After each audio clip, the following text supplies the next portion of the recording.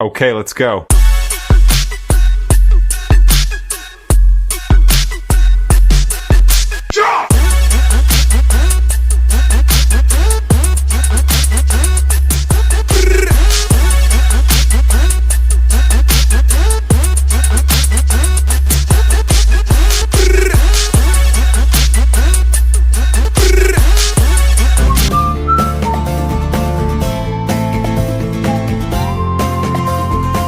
Welcome to Victoria.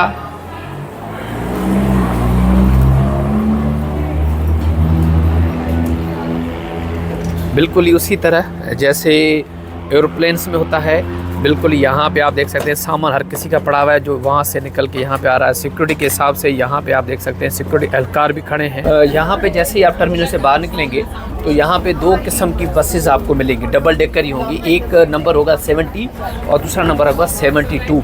पहले आप जब भी राइड करें तो जो ड्राइवर बैठा होता है उससे ज़रूर पूछा करें, क्योंकि वो ही आपको गाइड करेंगे कहाँ पे आपको उतरना है।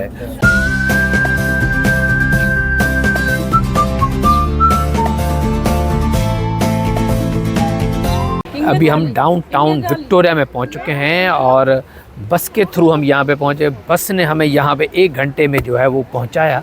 अभी पहले जो हम ट्रैवल का स्टार्ट कर रहे हैं वो हम कर रहे हैं लेजिस्लेटिव असेंबली। ये ब्रिटिश कोलंबिया की है, बहुत ही पुरानी है। अगर बिल्डिंग को देखा जाए तो बहुत ही कदीम, सकाफ़ती और बहुत ही प्यारी लग रही है। आज क्योंकि बच्चों के स्कूल की छुट्टियां भी हैं तो यहाँ पर रश बहुत ज़्यादा है। और दूसरी बात मैं आपको ये भी बताऊं कि यहाँ पे जो टूर होता है लेजिस्लेटिव असेंबली का वो हमेशा फ्री ऑफ कॉस्ट होता है, उसकी कोई चार्ज नहीं होती। इनके अपने गाइड भी हैं जिसके थ्रू आपको अंदर की जो भी इंफॉर्मेशन है वो दी जाती है।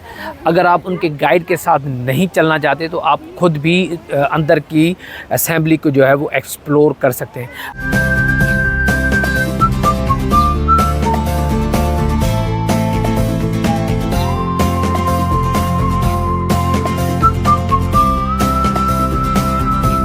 People have been living on these lands. We are on the traditional lands of the Lekwungen-speaking people, today known as the Songhees and the Esquimalt First Nations, and they have a rich history and culture that goes back to thousands of years ago. ये जो आप सामने देख रहे हैं ये एक traditional indigenous boat है। एक ही साइडर की लकड़ी से तराशा गया है और इसमें मुख्तलिफ किस्म की डिज़ाइन है जो फर्स्ट नेशन के कल्चर सिंबल को दिखाते हैं। ये पार्लियामेंट के अंदर है, एक पावरफुल रिमाइंडर के रूप में कि हम जिस जगह खड़े हैं वो पहले उन लोगों की ज़मीन थी जिनकी हिस्ट्री हज़ारों साल पुरानी है और इस बोर्ड का हर हिस्सा एक कहानी कहता है।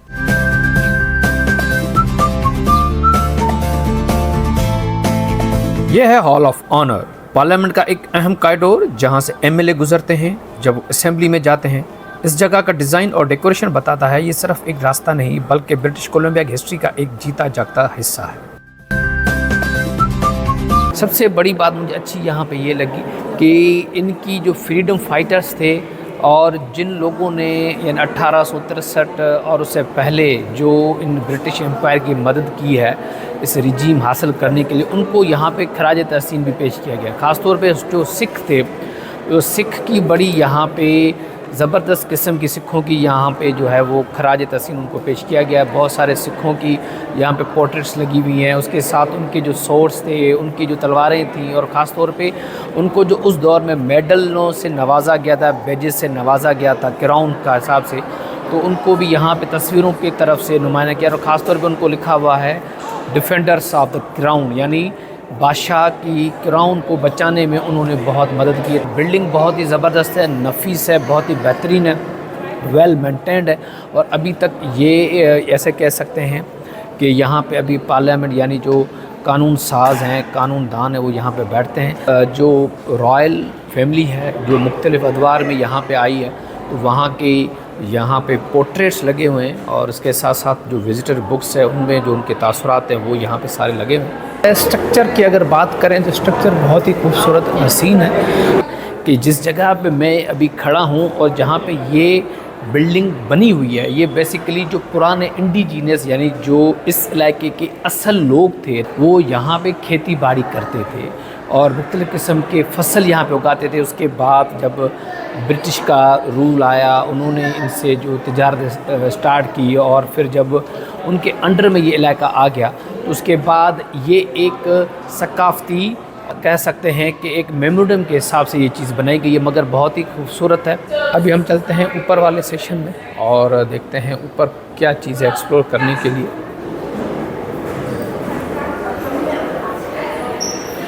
हाई सिक्योरिटी है। अब हम ऊपर चलते हैं और शीशे का काम देखें कितना कमाल है, क्योंकि बिल्कुल ही पहले भी मैं इस चीज़ का गवाह हूँ कि शीशे का जो है वो बहुत ही ज़बरदस्त काम यहाँ पे किया जाता है। फ़ोटो जो आप देख रहे हैं ये हर पार्लियामेंट के इलेक्टेड एमएलए की ऑफिशियल फ़ोटो मेमोरी है। ये सिर्फ तस्वीर नहीं, ये हिस्ट्री का हिस्सा है। हर 4 साल के बाद ये चेंज होती है जब नई गवर्नमेंट इलेक्ट होकर आती है। यह है बीसी पार्लियामेंट का सबसे इम्पोर्टेंट हिस्सा, जिसे कहते हैं लेजिस्लेटिव चैम्बर, जहाँ पर एमएलए हर दिन मुल्क के कानून बनाते हैं, डिबेट करते हैं और अवाम के मसाइल उठाते हैं। अंदर पार्लियामेंट का जो है टूर वो बहुत ही बेहतरीन रहा, बहुत ही ज़बरदस्त था। हिस्ट्री बहुत रिच थी और ज़बरदस्त तरीके से अंदर टूर करके कोशिश की जितना हो सकता है। बहुत ही कम टाइम में आपको जितना हो सका वहाँ पे मैंने विज़िट किया। बहुत ही अच्छा बनाया हुआ था, बहुत ही हिस्ट्री रिच थी और सफाई और निज़ाम की तो क्या ही बात है।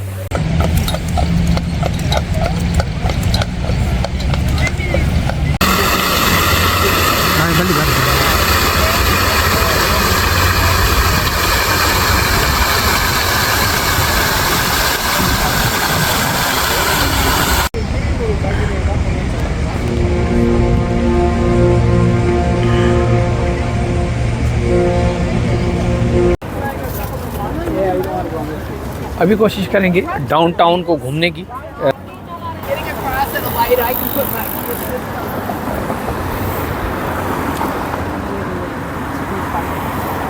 लिटरली अमेजिंग है यार, बहुत ही खूबसूरत लग रहा है। और जो टूरिस्ट हैं उनकी गहमा गहमी ने पूरे शहर को चांद तारे लगा दिए हैं। ये सामने जो ये बिल्कुल गाड़ियाँ हैं, ये बेसिकली ट्रांसपोर्टेशन है गवर्नमेंट ऑफ विक्टोरिया की, और ये ही पूरे विक्टोरिया में घूमती हैं।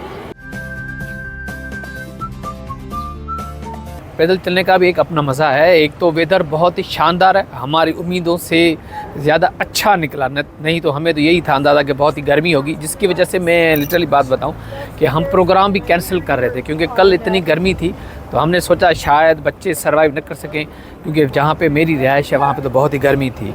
मगर फिर भी हमने कहा चलो ठीक है, देखते हैं, गर्मी है तो क्या बात है, सर्वाइव कर लेंगे, क्योंकि जिस इलाके से हम वहाँ पे तो भाई 40, 45 और 50 डिग्री सेंटीग्रेड चल रहा है। मैं इस वक्त मौजूद हूँ विक्टोरिया के सबसे खूबसूरत और मशहूर इलाके इनर हार्बर में। पीछे आप पार्लियामेंट बिल्डिंग देख सकते हैं और सामने से हार्बर एयर के सी प्लेन्स उड़ते हुए नजर आते हैं।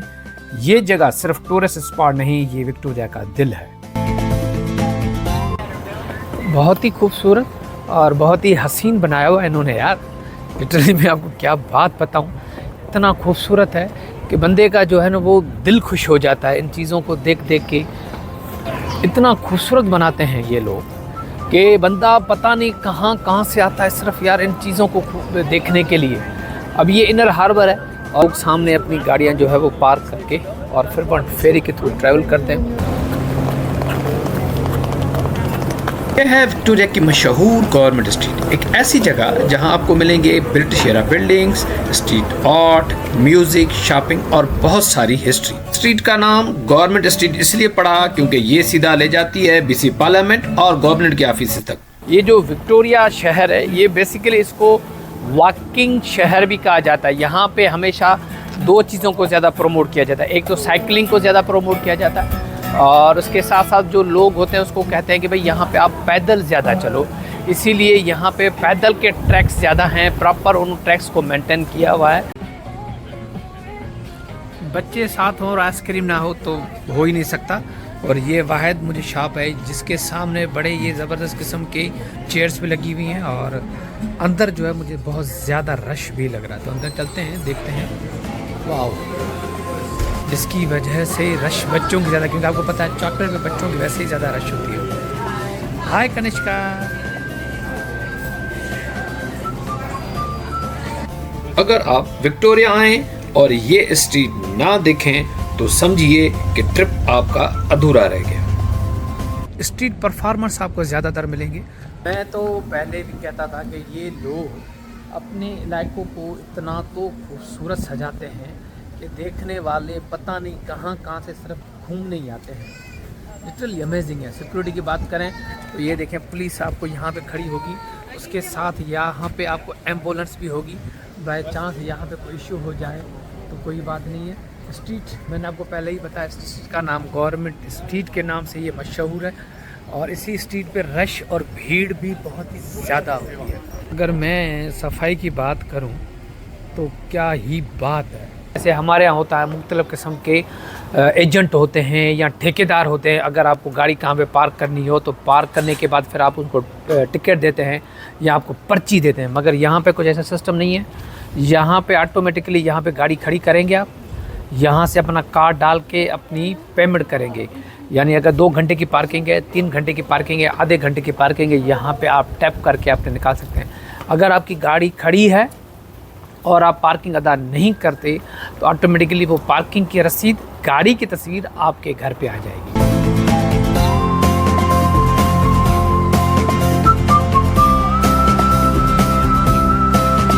अभी मैं खड़ा हूँ गवर्नमेंट स्ट्रीट में।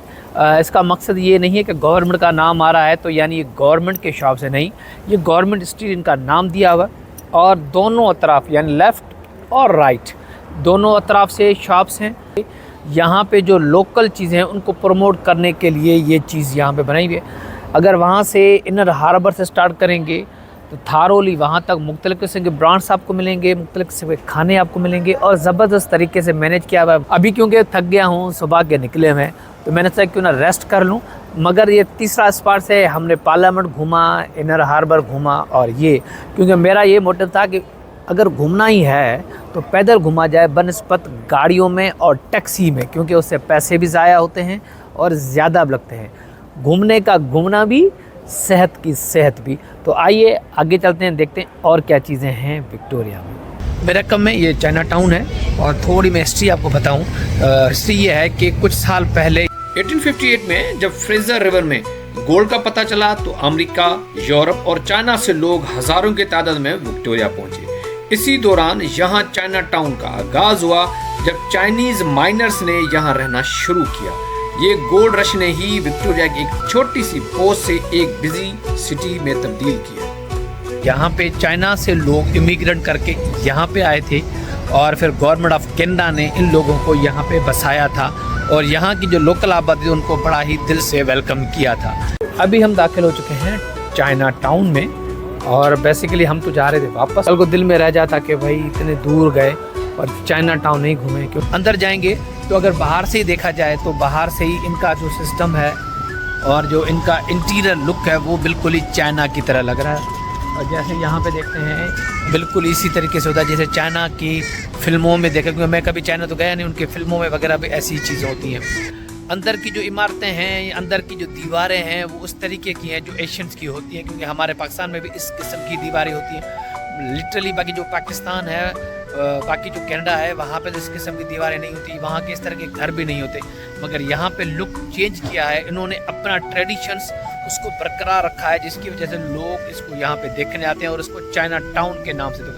दुकानें को इतनी बड़ी तो है नहीं मगर इनके दुकानों में जो चीज़ें मिल रही हैं वो चाइनीज़ तरह के हैं। लोग बहुत सारे यहाँ पे आते हैं, घूमने आते हैं, फिरने आते हैं। उनको सजाया हुआ है, आपको पता है चाइना में इस तरीके बलून्स और अपने स्ट्रीट्स में आपको नज़र आएंगी, तो बिल्कुल ही उसी तरीके से इस पूरे स्ट्रीट को सजाया गया है। ख़ासतौर पे चाइना टाउन में चाइना की तरह जैसे वो लोग वहाँ पे रहते हैं, जिस तरीके से वो अपने घर बनाते हैं, अच्छा उन्हीं की तरह कॉस्ट्यूम्स यहाँ पे जो है दुकानों पे आपको मिलेंगे। मुख्तलिफ़ किस्म के बलून्स आपको नज़र आएंगे और इसी तरीके से चाइना की ये निशानी है। ये देखें, अगर इस घर को देखा जाए तो ये घर आम जो कैनेडियन स्टाइल है उससे थोड़ा चेंज है।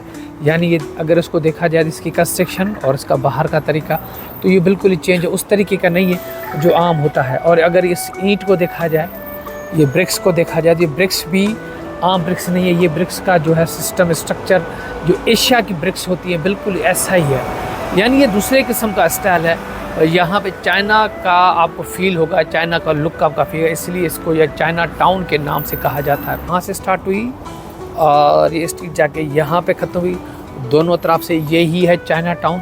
होपफुली अच्छा था और बस अच्छा ही था। तो आज का जो व्लॉग था मैंने इसी चीज़ पे फोकस दी कि जितना हो सकता है पैदल। तो अब मैं थोड़ा आपको बता दूं कि अगर यहाँ पे आएँ तो आप कैसे घूमना चाहिए।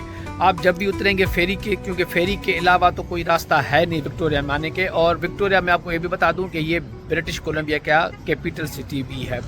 अच्छा, जैसे ही आप उतरें तो आप जैसे वहाँ से बस पकड़ेंगे 70 या 72 तो वो डायरेक्ट आपको पार्लियामेंट पहुँचाएगी। और पार्लियामेंट के साथ ही सारी पैदल वाली चीज़ें हैं घूमने के लिए।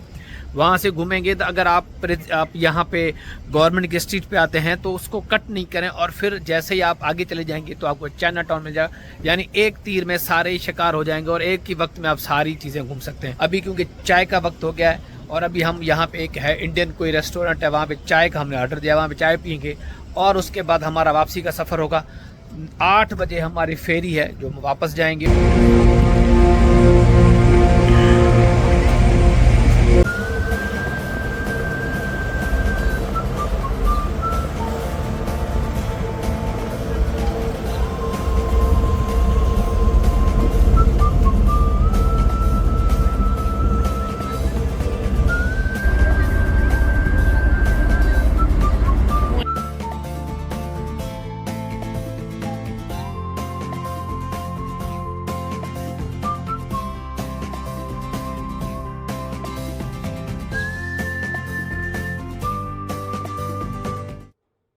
जनाब हम वापस पहुंच चुके हैं फेरी में और विक्टोरिया में एक दिन में बाय फुट हम इतना ही घूम सकते थे, जिसमें बहुत सारे इलाके हमने घूमे और जिसमें जो है पार्लियामेंट को हमने अच्छी तरह से अंदर से एक्सप्लोर किया। उसके बाद जो गवर्नमेंट स्ट्रीट्स थी, चाइना टाउन था, वो हमने अपनी तरफ से कोशिश की और वहाँ पे घूमे। अच्छा, अब बात आते हैं आज का tip of the day. Tip of the day ये है कि 2 ऑप्शन है विक्टोरिया घूमने के। अगर आप अपनी गाड़ी में आते हैं तो आपकी मर्ज़ी है। अगर आप लोकल ट्रांसपोर्ट यूज़ करते हैं यानी जहां टर्मिनल से आप उतरते हैं विक्टोरिया में और शहर के अंदर यानी जो डाउनटाउन जाते हैं, तो कोशिश कीजिएगा कि जो इवनिंग होती है तो इवनिंग के वक्त क्या होता है, जो लोकल ट्रांसपोर्ट वापस आती हैं इस टर्मिनल से जहाँ से हम अब चढ़े हैं, वहाँ पे इशू ये होता है कि इवनिंग को वो बसेस जो हैं लोकल ट्रांसपोर्ट एक घंटे के बाद आती है। तो होपफुली आप इस चीज़ को ज़रूर मद्देनज़र रखा करें कि वापस आना है तो उस टाइम को मैनेज ज़रूर किया करें। नहीं तो हमारी तरह आज जैसे हम परेशान हो गए थे इसी तरह आप भी परेशान हो जाए, क्योंकि वहाँ से अगर आप उबर करवाएंगे तो बड़ा ही एक्सपेंसिव और बड़ा ही खर्चे वाला काम हो जाएगा। होपफुली आज का व्लॉग आपको अच्छा लगा होगा। इंशाल्लाह नेक्स्ट व्लॉग में मुलाकात होगी। तब तक के लिए अपने दोस्त अपने भाई को दे इजाज़त। खुदा हाफिज़।